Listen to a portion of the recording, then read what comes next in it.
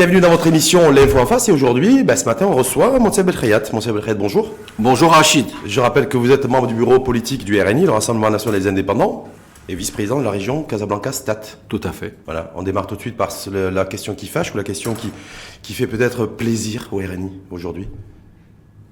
Aujourd'hui, Salahdine Mzoura a été élu hier ouais. président de la CGM avec un score de 77% des voix exprimées.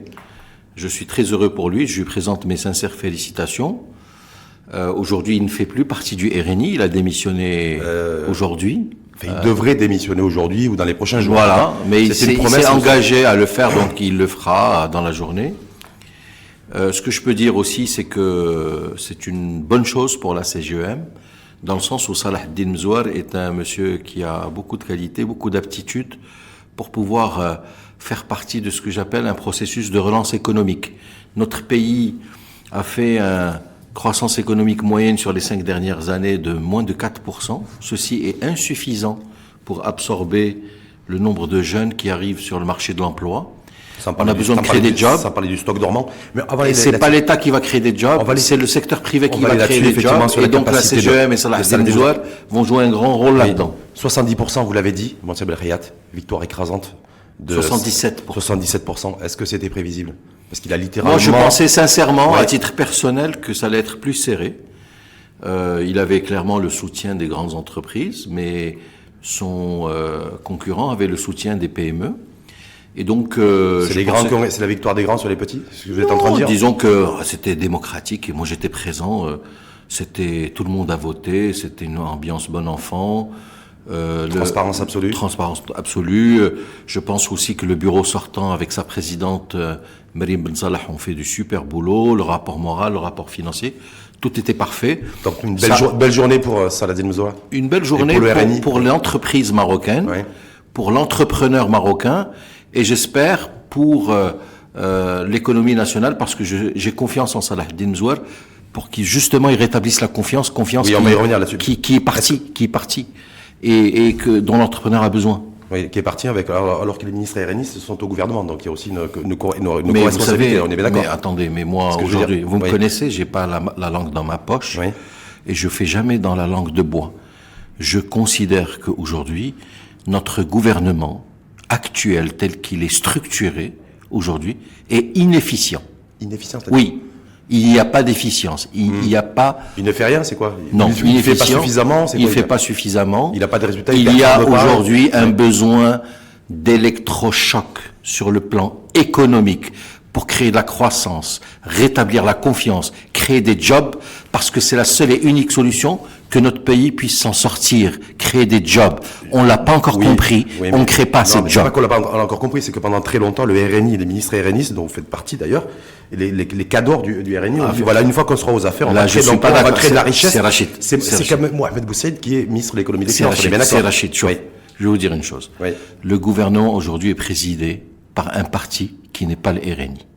Aujourd'hui, la ligne du gouvernement est une ligne où ça fait maintenant des années que nous avons à sa tête un parti que l'on respecte. Le parti Justice et Développement. Avec qui nous sommes dans la majorité gouvernementale. Avec qui vous avez mais qui fait qu'aujourd'hui, il y a une inefficience et il y a une incohérence.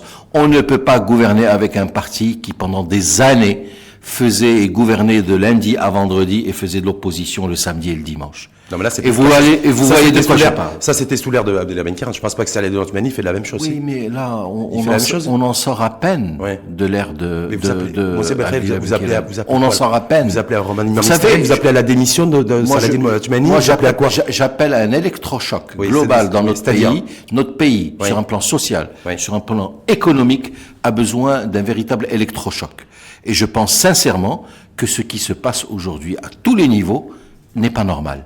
Il y a un ras-le-bol général et il faut qu'aujourd'hui on puisse écouter les gens, que ce soit les populations qui fassent du boycott de produits de grande consommation, que ce soit aujourd'hui des ministres qui parlent et qui font des dérives verbales qui sont graves. Vous pensez à qui là, moi? Je pense à plusieurs ministres qui ont fait... Vous pensez au ministre RNiste Mohamed Boussaïd? Hier, un ministre a été chassé à Sidi Boumen parce qu'il a dit que c'est parce qu'il est ministre qu'on lui parle. Donc, Mohamed Yati, ministre de l'Emploi, pégidiste. Mais Est-ce que vous condamnez de la même manière le propos tenu par un ministre RNiste, Mohamed Boussaid, il y a un mois, qui avait qualifié les boycotteurs, en tout cas ceux qui appelaient au boycott, d'étourdis? Est-ce que c'est la même chose pour vous? C'était un abus de langage. Un abus de langage? C'était un abus de langage, Ouais. c'était un dérapage.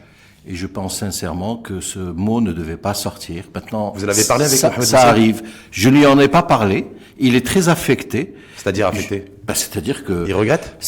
Je pense qu'il regrette. Donc, il s'exprimera là-dessus quand il devra s'exprimer. C'est à lui de s'exprimer, Ouais. pas à moi à sa place. Oui. Par contre, ce que je peux dire, c'est que la situation aujourd'hui est une situation qui n'est pas normale, qui n'est pas saine, qui n'est pas positive. On n'est plus dans un cercle vertueux de croissance. On n'est plus dans une société où les gens sont en confiance, où les entrepreneurs veulent investir. Aujourd'hui, on est dans une situation d'attentisme. Et je pense qu'il faut un électrochoc pour que cet attentisme devienne différent et que les choses bougent. Je rappelle que vous êtes membre du bureau politique du RNI, c'est une situation... Nous avons la responsabilité en tant que parti Oui. de faire bouger les choses. Et si je suis sur votre antenne et que je dis ça, c'est que aujourd'hui, je m'exprime en toute liberté pour dire ce que je pense. J'ai une réunion aujourd'hui même avec notre président. Nous allons bientôt faire une réunion du bureau politique et nous allons prendre une position. Oui, mon président s'appelle Aziz Akhnouch. C'est pour ça que je l'avais juste demandé. Et donc, je vous dis, de manière très simple, il y a une décision. Il y a aujourd'hui plusieurs membres dans le bureau politique. Le bureau politique prendra une position. Sur quoi? La position de Moncef Sur quoi, sur ce qui se passe aujourd'hui sur le, c'est-à-dire sur le terrain, sur ce qui se passe au Maroc, sur ce qui se passe au niveau du boycott? Entre autres. Pourquoi Aziz Akhnouch se retrouve dans une situation aujourd'hui où il est à la fois politique, à la fois aussi businessman, et on lui dit donc, du coup il est pris en grippe. Est-ce que c'est ça qui va être mis? Rachid, non, je pose la question. Aujourd'hui, le président de la République française, c'est un monsieur qui vient des affaires. Aujourd'hui, le président des États-Unis d'Amérique, c'est quelqu'un qui vient des affaires. Dans tous les pays du monde. Donc ça ne pose aucun problème au RNI, au chef de parti. Non, mais attendez. Moi, je pars du principe selon lequel, quand on fait de la politique, on fait de la politique pour servir une nation et pour apporter un projet de société à une nation pour que cette nation vote sur un projet de société qui soit libéral, qui soit conservateur, qui soit progressiste, etc. Ben, pour se servir et pas se servir, c'est ça que vous voulez dire. Non, pour servir. Pas se servir. Pas se servir. Voilà. Alors, à partir de là, et dès lors qu'on part de ce principe, vous avez différentes personnes qui ont différents métiers et qui se présentent pour être élus. Aziz Akhnouch, je peux vous dire que c'est un monsieur respectable, c'est un monsieur droit, c'est un monsieur honnête, c'est un monsieur sérieux. Je vous assure que j'ai vu des gens vraiment l'aimer de par la personne et la gentillesse qu'il dégage et les valeurs qu'il dégage. Et j'en ai vu pas seulement à Souss Massadra, j'en ai vu partout.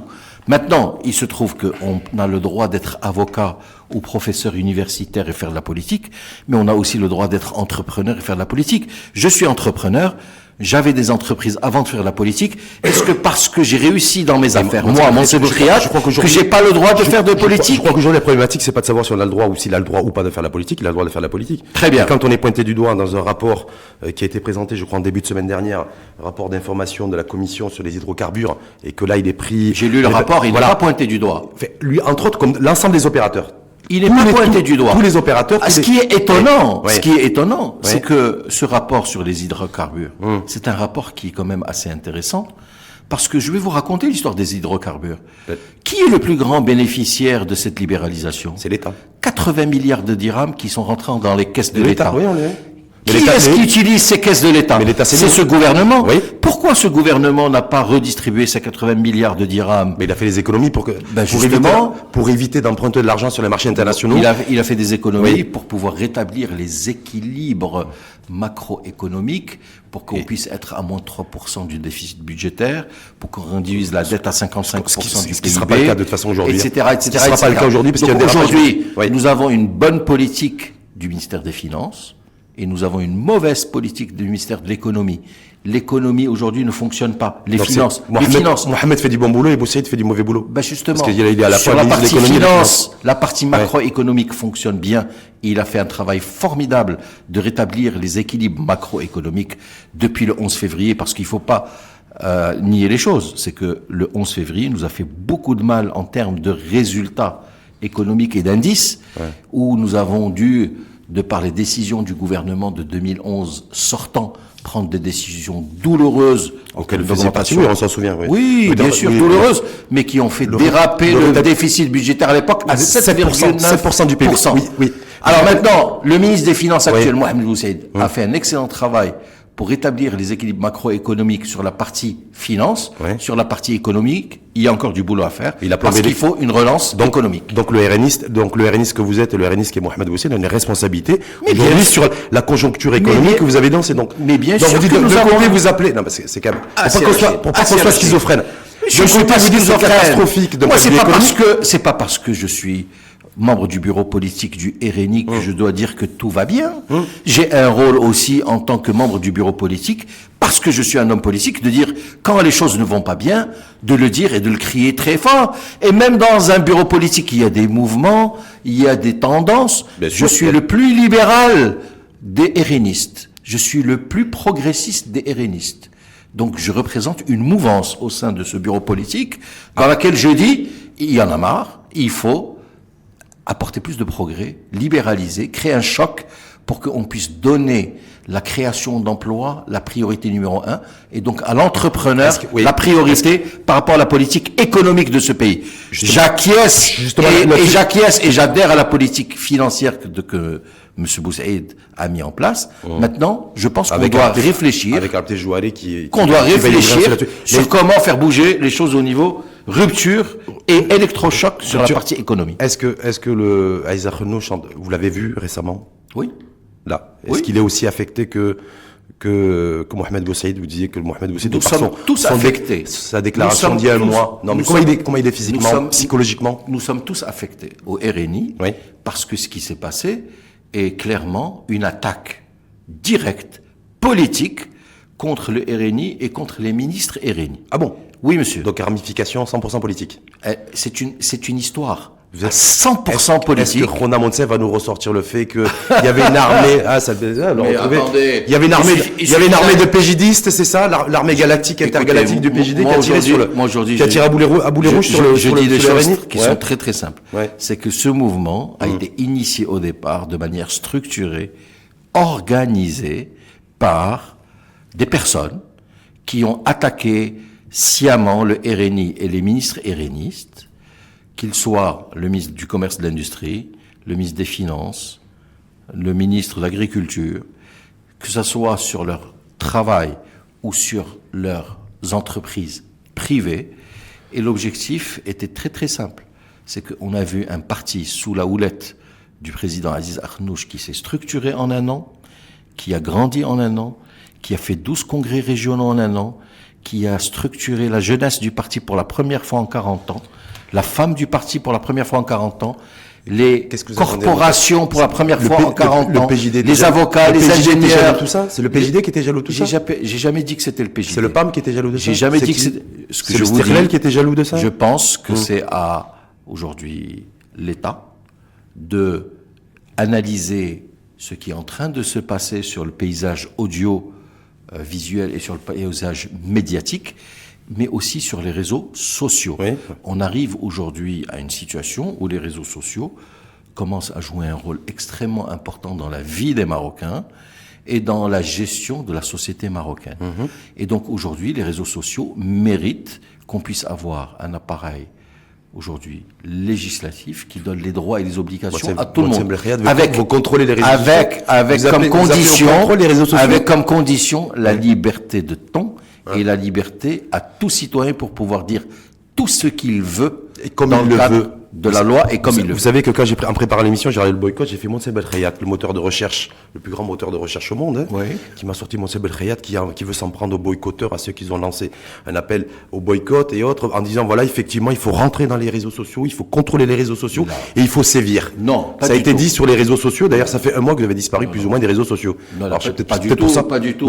C'est que tu ne suis pas ni Twitter, ni Instagram. Je suis sur Twitter. Vous savez, vous étiez à l'Afrique du Sud, en Argentine.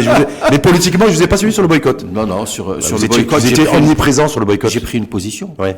J'ai pris une position. J'ai fait une déclaration à Express dans laquelle j'ai dit le Maroc est un pays où il y a toujours eu, comme dans tous les pays du monde, des couches sociales différentes, Nous sommes un pays libéral qui a choisi ce mode économique depuis maintenant 60 ans.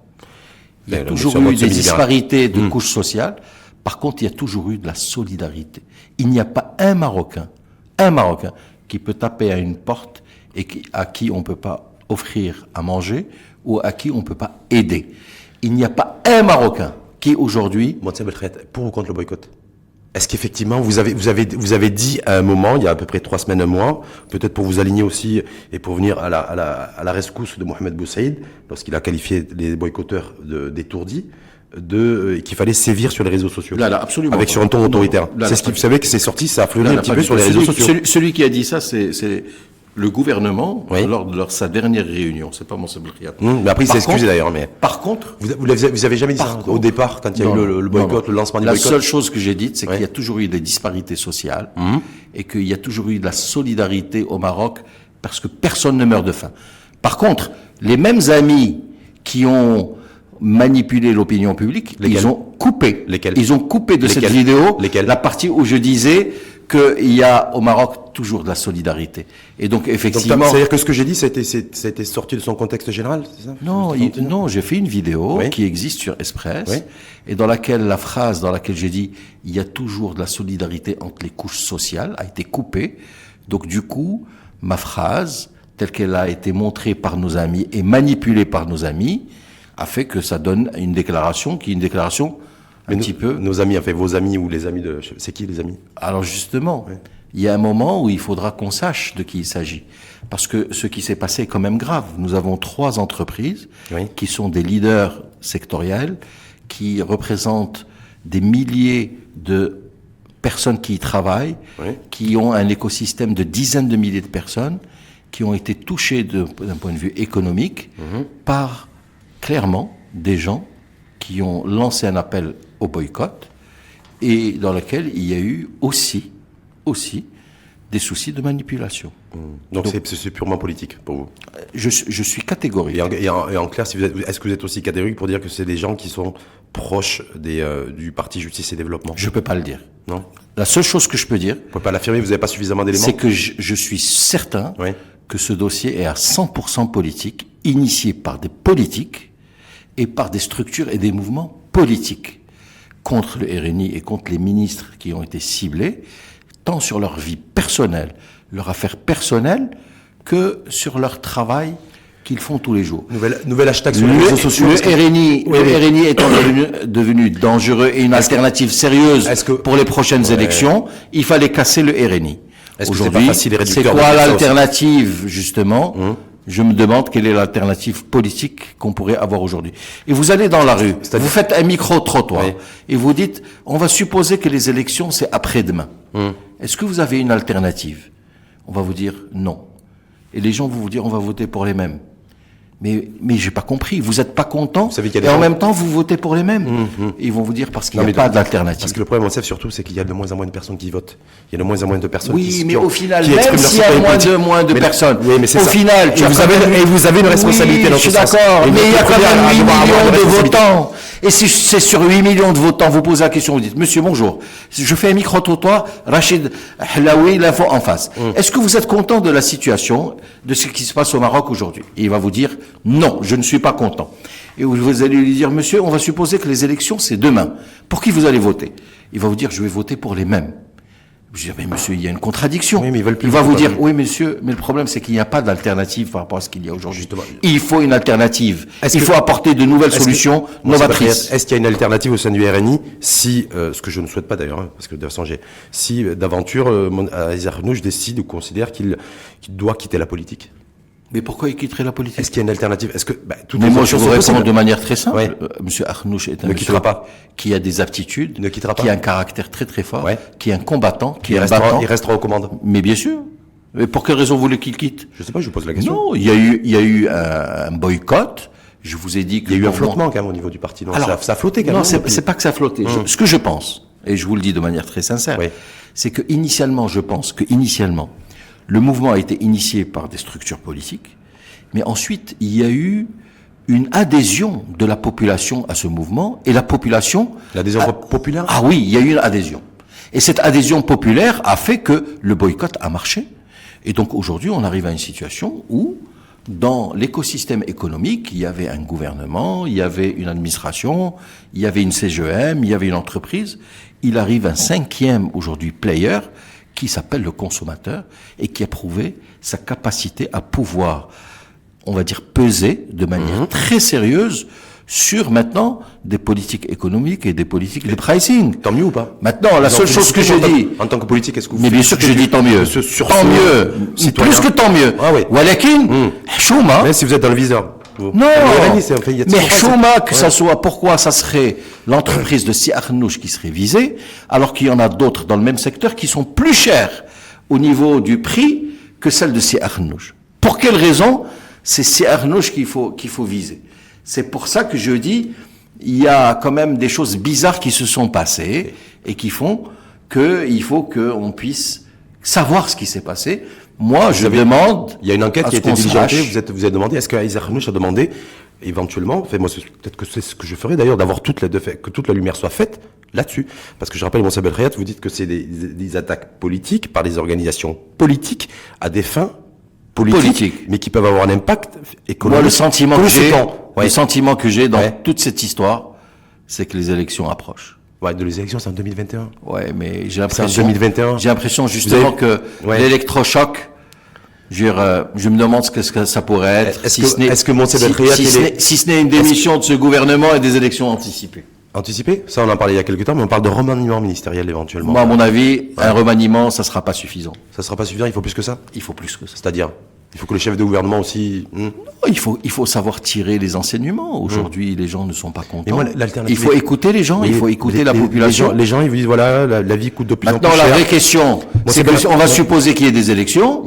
Non, mais c'est pas les élections le RNI était une alternative forte et sérieuse, parce qu'on s'est vraiment structuré, on a bien travaillé, on a préparé un super projet, Léoua. Et on vous a fait un beau cadeau après. Ben justement. Bon, maintenant c'est à nous de savoir gérer la crise, Oui, ben la crise, et de savoir gérer le positionnement et l'image. Justement, la crise Moussa Belkhayat, vous avez vu les principaux indicateurs sociaux? Parce que quand vous dites les Marocaines et les Marocains ont envie de savoir quelle peut être l'alternative politique, les Marocaines et les Marocains, à l'instar de toutes les populations dans le monde, c'est le quotidien qui coûte de plus en plus cher. Se loger, ça coûte cher. Oui. Alors il n'y a pas que se se soigner, loger. ça coûte cher. Je vais vous dire. Voilà. Aujourd'hui, il y a 3 problèmes. Ouais.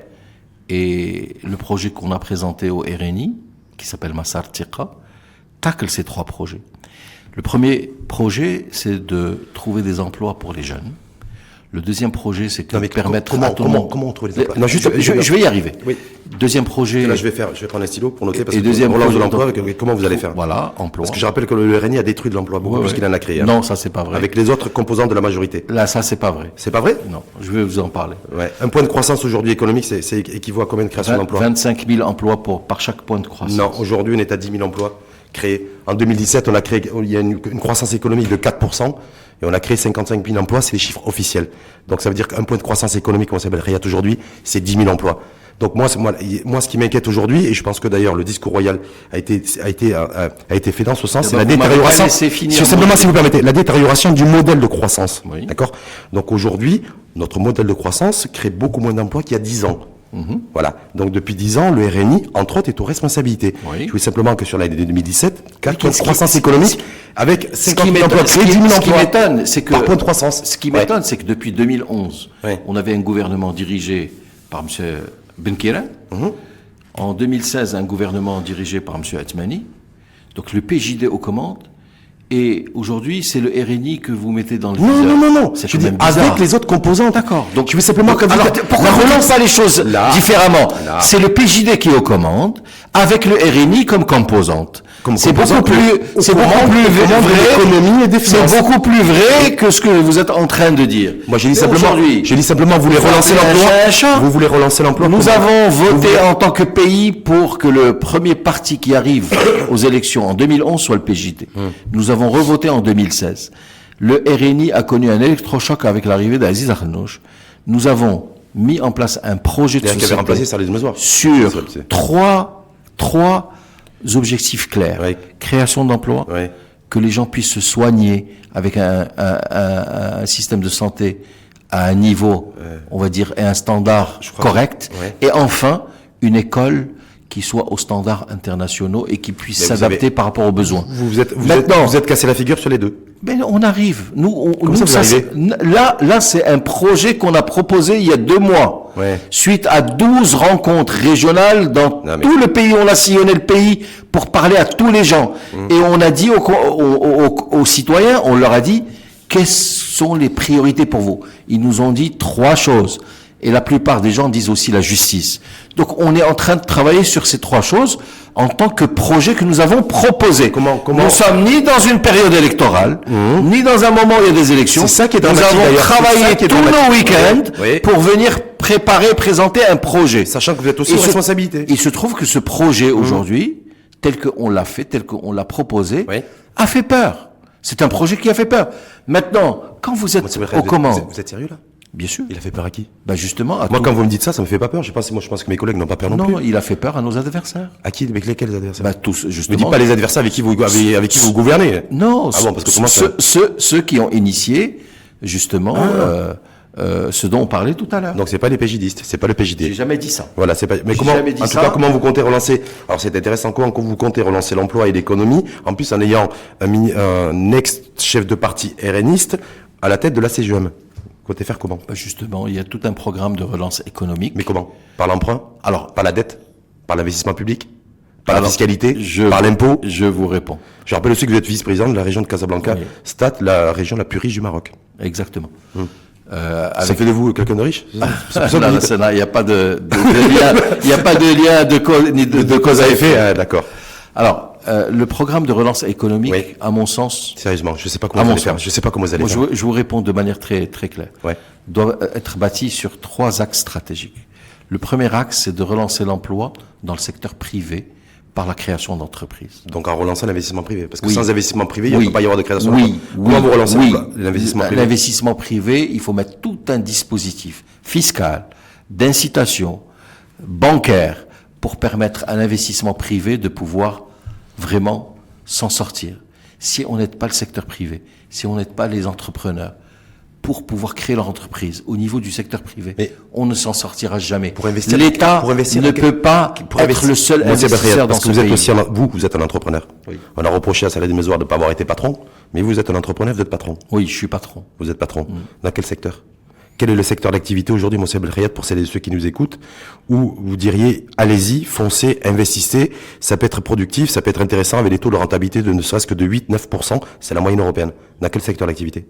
Aujourd'hui. Dans le secteur du service, c'est un secteur qui a des rendements qui sont assez intéressants. Quel secteur des services, vous pensez à quel type de secteur précis? Bah, aujourd'hui, moi, Parce que le secteur des services détruit les emplois aujourd'hui. moi, donc aujourd'hui, ils je se suis, portent pas dans, forcément je très suis bien. dans le secteur de la distribution, de la logistique, de la communication, des médias. Et je peux vous dire qu'aujourd'hui, je suis globalement satisfait des résultats économiques de mes entreprises. Je dis pas qu'il y a la crise.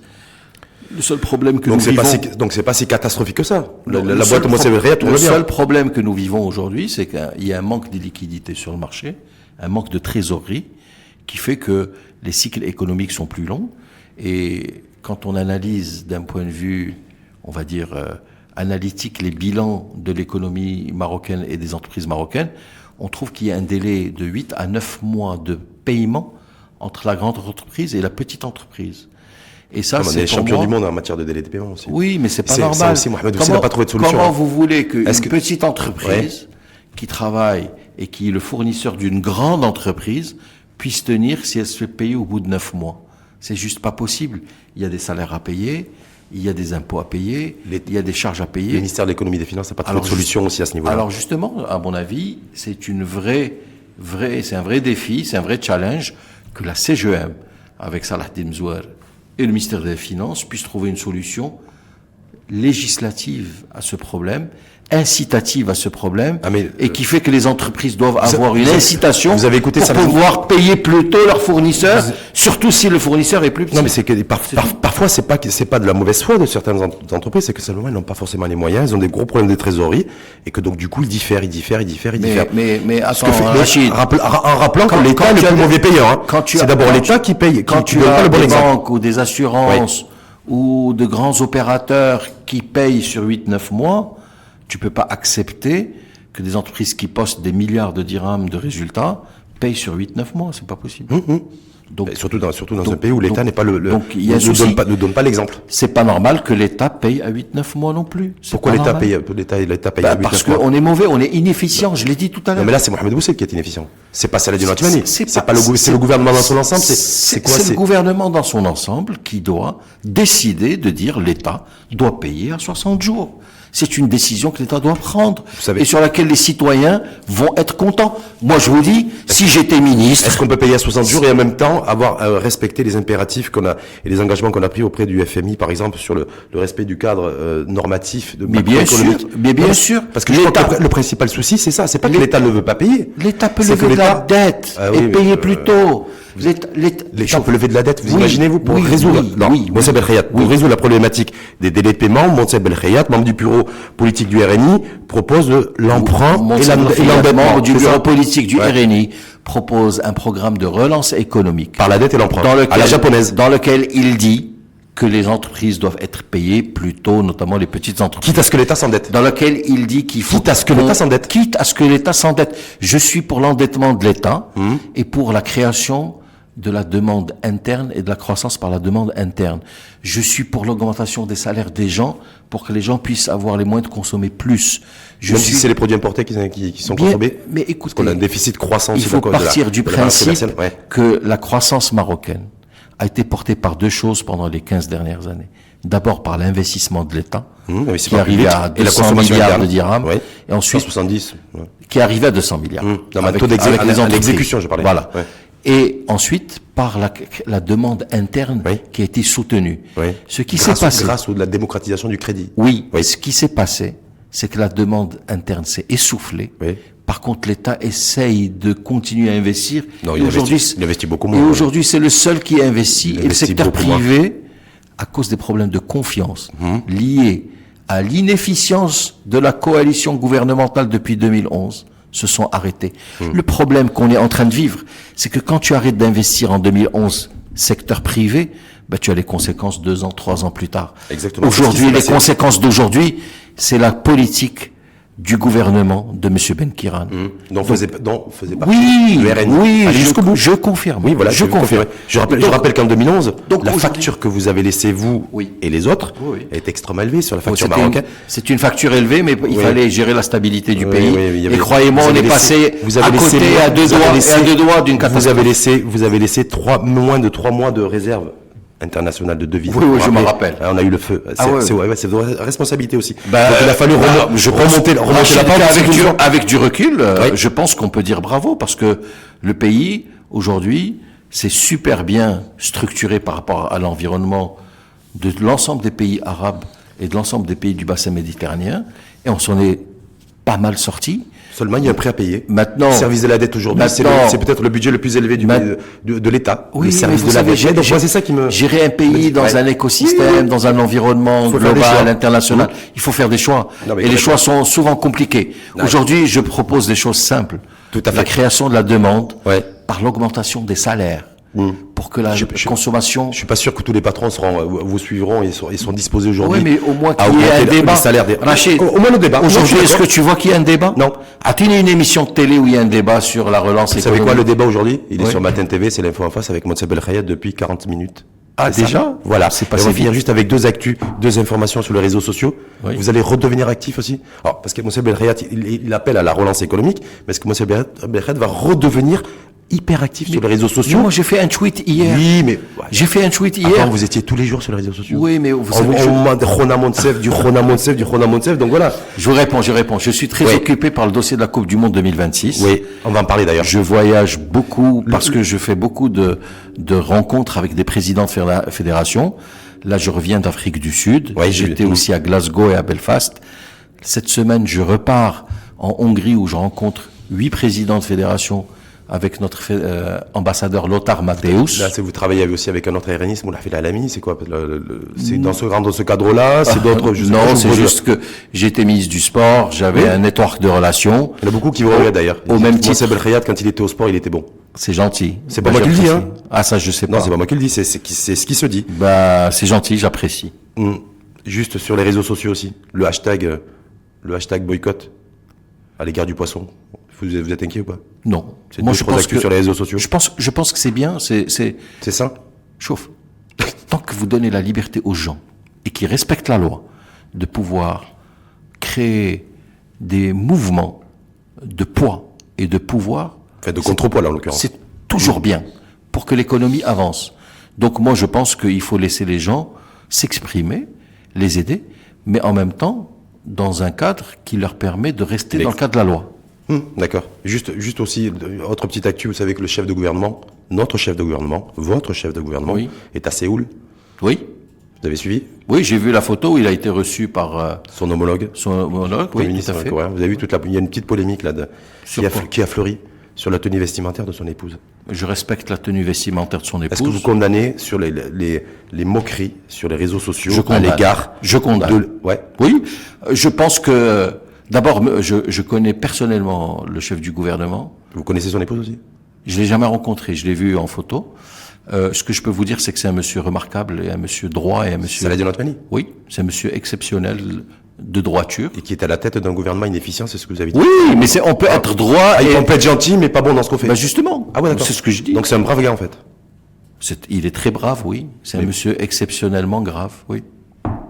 Brave gars. Oui. D'accord. Donc vous condamnez en tout cas les propos. Je sur condamne les la propos. couleur de la djellaba de son épouse. Je suis quelqu'un qui condamne tout propos qu'il ait une relation avec le racisme, avec Discrimination. la toutes ses discrimination formes. raciale, avec la discrimination des genres et avec la discrimination sur la liberté. Je considère que la liberté est l'élément le plus important qu'un peuple puisse demander. Nous sommes aujourd'hui dans une situation où la religion essaye de contrôler sur un plan social beaucoup d'éléments liés à la manière dont la société marocaine doit vivre. Moi, je pars du principe que le Maroc a toujours été un pays tolérant, avec une religion tolérante. On a toujours permis aux gens de toutes les confessions religieuses de vivre avec nous et dans la sécurité la plus totale, et que même les musulmans ont toujours Mais là, eu y a pas la de menace. liberté. Il n'y a pas de menace particulière. Si, non aujourd'hui, Covid. quand vous êtes musulman, Oui. et que vous ne rentrez pas dans un certain, on va dire, schéma, Moule. vous pouvez être menacé aujourd'hui. Les femmes, quand elles marchent dans la rue ou quand elles font du sport, elles sont menacées aujourd'hui. Je peux pas l'accepter. Je veux pas un modèle de société comme ça. Je veux un modèle de société où on est de la tolérance, où chacun est libre de faire Là, ce c'est qu'il le veut. modèle de société qui Je est veux un modèle de proposé aux Marocains société et validé par les autres. où, justement, on a le droit d'aller à la mosquée, mais on a le droit d'aller au restaurant et de choisir ce qu'on a envie de boire. Je veux un modèle de société où la liberté est l'élément clé qui gère la société et que la religion, quelle qu'elle soit, n'a pas de droit de citer dans le monde de la politique. C'est sur ça que je finis, mon cher Rachid. Oui, et juste un dernier mot sur les chances. Je vous ai dit tout à l'heure que beaucoup reconnaissent en Moncef Belkhayat le fait qu'il a été un excellent ministre des Sports. C'est gentil. Je vous ai dit ça tout à l'heure. Oui. Donc sur les chances Maroc, l'équipe nationale et les chances de l'équipe nationale, on les Ah, appelle peu. d'abord, on est qualifié à la Coupe du Monde. Mais oui, déjà. Je pense que si on gagne le premier match, on a toutes nos chances de nous qualifier au deuxième tour. C'est contre l'Iran le premier match, c'est ça? Oui. Et donc, on peut créer une surprise. Tout est ouvert. Et puis, sur le dossier de la Coupe du Monde 2026, Ouais. pour l'organisation de la Coupe du Monde au Maroc, il faut qu'on se batte jusqu'au bout. Le plus important, c'est Bien qu'on entendu. arrive au vote à Moscou, Oui. le 13 juin, pour qu'on puisse obtenir 104 voix. Si on les obtient, bah bravo, parce que ça va être un projet qui va changer la face du Maroc. Si on les obtient bas, ça veut dire qu'on aura négocié autre chose avec les Américains, parce qu'au final, Parce qu'on aura- ça veut dire qu'on aura négocié. Il balance des petites choses comme ça sur les très rapides. On aura négocié quoi? Ben, on verra. Mais C'est-à-dire, en tout cas, il faut avec- qu'on se batte jusqu'à la dernière seconde. Vous savez, C'est toute la intéressant, vie- le concept derrière. Ça Oui. veut dire que si effectivement on n'a pas gain de cause, il faudra quand même qu'on négocie Mais bien avec sûr. les États-Unis pour avoir il faut négocier avant. avant. C'est ce qu'on appelle dealer. Il faut dealer. Il faut dealer avant. Close the deal. Donc moi c'est le concept de dealer avant le 13.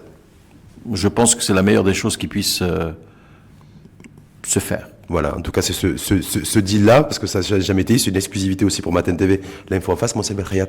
Je vous dis merci. Bah, de rien. Parce que c'est aussi un homme de parole, Monsef Belkhayat. On le contacte, il donne sa parole, il est présent pour le débat, il fait le débat, et il a bien Mais fait. je pense qu'on a besoin de beaucoup plus de débats dans notre Ah pays. oui, En ça, ce moment, ça, je vous l'accorde. En ce moment, c'est la pensée Je vous unique l'accorde. et c'est pas bien. Non. Merci en tout cas à vous, Monsef Belkhayat. De rien. À bientôt. À très bientôt. Bye bye.